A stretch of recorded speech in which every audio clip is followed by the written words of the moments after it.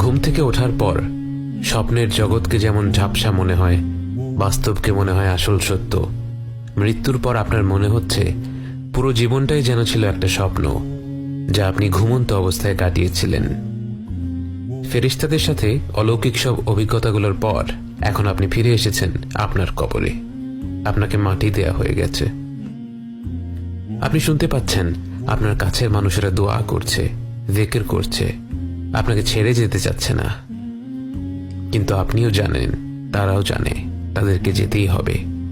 প্রত্যেক মানুষকে তার ব্যক্তিগত পথ পাড়ি দিতেই হবে। কবরস্থান থেকে প্রস্থান করা শেষ মানুষটির পদধ্বনি আপনার কানে পৌঁছয়। এরপর সব নিশ্চুপ। একটি মুহূর্ত পার হলো না সারা দিন পার হয়ে গেল বোঝা গেল না, কারণ এই জগতে সময়ের হিসাব মেলানো কষ্ট। হঠাৎ করেই আপনি অনুভব করলেন আপনার কবরটা ছোট হয়ে আসছে, মাটি আপনাকে চেপে ধরছে। চিৎকার করে ওঠার আগেই মাটি আপনাকে এমনভাবে চেপে ধরল, আপনার মনে হলো আপনার দেহের প্রতিটি অঙ্গ মিলেমিশে একাকার হয়ে গেছে। এরপরেই আপনাকে মাটি ছেড়ে দিল। এটা কি কবরের আযাব ছিল? আপনি কি তাহলে শাস্তি পাওয়া মানুষদের দলে? আপনার মনে পড়ল রাসূল সাল্লাল্লাহু আলাইহি ওয়াসাল্লামের সেই কথাগুলো। তিনি বলেছিলেন, যদি মাটির এই চাপ থেকে কেউ বাঁচত, সে হতো সাদ ইবনে মুআদ রাদিয়াল্লাহু আনহু।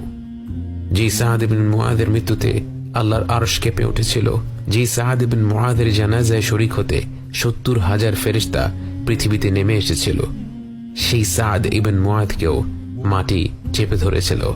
কারণ এটাই আল্লাহর হুকুম, আমরা মাটি থেকে এসেছি, আবার মাটিতেই মিশে যাব। এরপর আপনাকে উঠিয়ে বসানো হলো।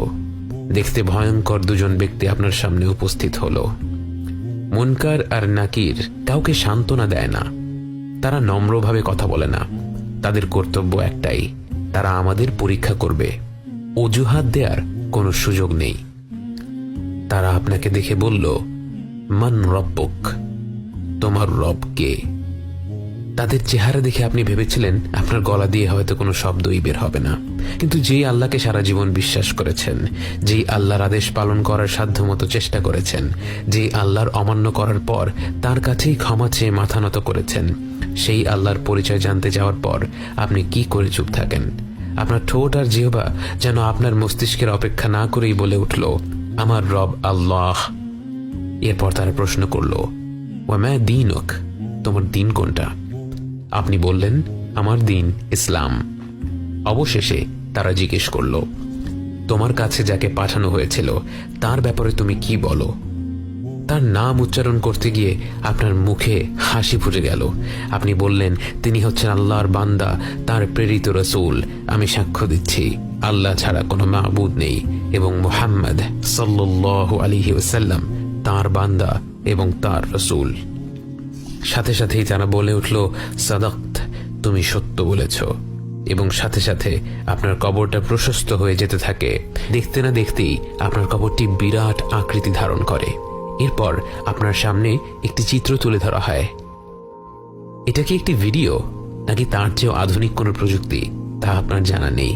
সেটা নিয়ে ভাবারও সুযোগ নেই, কারণ আপনি হতভম্ব হয়ে দেখতে পেলেন সেখানে একটি ভয়ানক জায়গা দেখানো হচ্ছে, যেখানে চারিদিকে দাউ দাউ করে আগুন জ্বলছে এবং হিংস্র সব জীব কারো জন্য অপেক্ষা করছে। আপনাকে জানানো হলো এটাই আপনার গন্তব্য হয়ে যেত যদি আপনি আল্লাহর অমান্য করতেন, গাফেল হয়ে আপনার জীবন কাটিয়ে দিতেন।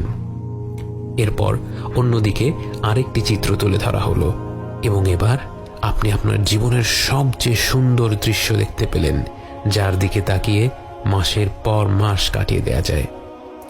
আপনাকে বলা হলো এটাই হবে আপনার সর্বশেষ গন্তব্যস্থল, এটাই হলো জান্নাতের সেই ঘর যার জন্য আল্লাহ আপনাকে সৃষ্টি করেছেন এবং যেখানে আপনি শীঘ্রই ফিরে যাবেন। এই মনোমুগ্ধকর দৃশ্য দেখতে দেখতে আপনার কবরের জীবন শুরু হয়। কোনো এক পর্যায়ে আপনার সাথে দেখা করতে আসবে আপনার আত্মীয় স্বজনেরা, যারা আপনাকে ছেড়ে অনেক আগে পরকালের পথ পাড়ি দিয়েছিলেন। একবার ভেবে দেখুন কতটা আন্তরিক হবে সেই মিলন। যেই মাকে, যেই বাবাকে, যেই নানা নানি, দাদা দাদিকে আপনি কবর দিয়েছিলেন বহু বছর আগে, বারজাখের জীবনে এসে তাদের সাথে আপনার সাক্ষাৎ হবে। তারা দুনিয়ার জীবনের খবর জানতে চাইবে, তারা আপনার সাথে গল্প করবে। গল্প করতে করতে আপনার এক বন্ধুর কথা উঠে যায়। তারা বলে, অমুক কেমন আছে? আপনি অবাক হয়ে যান। আপনি বলেন, অমুক তো আরো 3 বছর আগেই মারা গেছে, কেন তোমরা কি তার দেখা পাওনি? সবাই চুপ হয়ে যায়। সবাই বুঝতে পারে আপনার সেই বন্ধুটি ঈমান নিয়ে মৃত্যুবরণ করতে পারেনি, কবরের আযাব থেকে নিজেকে মুক্ত করতে পারেনি। যে ব্যক্তি ঈমান নিয়ে মৃত্যুবরণ করতে পারল না, মৃত্যু থেকে শুরু করে জাহান্নাম পর্যন্ত তার পরিস্থিতি ক্রমাগতভাবে খারাপ হতে থাকে। যখন তাকে আসমান থেকে জমিনে ছুঁড়ে ফেলা হয়, যখন মাটি তাকে হিংস্রভাবে চেপে ধরে, এরপর যখন মুনকার নাকির এসে তাকে উঠিয়ে বসায় আর জিজ্ঞেস করে, মান রব্বুক, সে কোনো উত্তর দিতে পারে না, আমতা আমতা করতে থাকে। তাকে বলা হয় মা দীনুক, আবারও সে আমতা আমতা করতে থাকে, কোনো উত্তর দিতে পারে না। তাকে প্রশ্ন করা হয় রাসূল সাল্লাল্লাহু আলাইহি ওয়াসাল্লামকে নিয়ে, তার ব্যাপারে সে কি জানে। সে অনিশ্চিত হয়ে বলে, আমি শুনেছিলাম লোকে এই এই বলতো। তখন মুনকার আর নাকির বলবে, তুমি মিথ্যা বলেছ। তার মাথায় শক্ত লোহা দিয়ে এত জোরে আঘাত করা হবে যে তার চিৎকার শুনতে পাবে আশেপাশের প্রতিটি সৃষ্টি, শুধু মানুষ আর জিন ব্যতীত। এরপর তাকে জান্নাতের একটি দৃশ্য দেখানো হবে। তাকে বলা হবে এটাই তার গন্তব্য হতে পারত যদি সে আল্লাহর আহ্বানে সাড়া দিত। তারপর তাকে জাহান্নামের দৃশ্য দেখিয়ে বলা হবে সে নিজেই এই গন্তব্যটি নিজের জন্য বেছে নিয়েছে। জান্নাতে সে কি পেতে পারত আর জাহান্নামে তার জন্য কি অপেক্ষা করছে তা সরাসরি দেখার পর তার মনে এমন অকল্পনীয় অনুতাপ জন্ম নেয় যে আর কোনো শাস্তি না থাকলেও শুধু সেই অনুতাপটাই তার জন্য আযাব হিসেবে অসহনীয় হয়ে পড়ত। সেই গন্তব্য আপনার হয়নি। আপনি শুয়ে আছেন আপনার প্রশস্ত কবরে, জান্নাতের আলোয় আলোকিত, শুধুমাত্র আপনার রবের অসীম রহমতের কারণে। এই সুখময় আবাসে আপনি অপেক্ষা করতে থাকেন সেই দিনটির জন্য, যেদিন সবাইকে একটি ময়দানে একত্রিত করা হবে। কিন্তু আপাতত একটু বিশ্রাম নেওয়া যাক।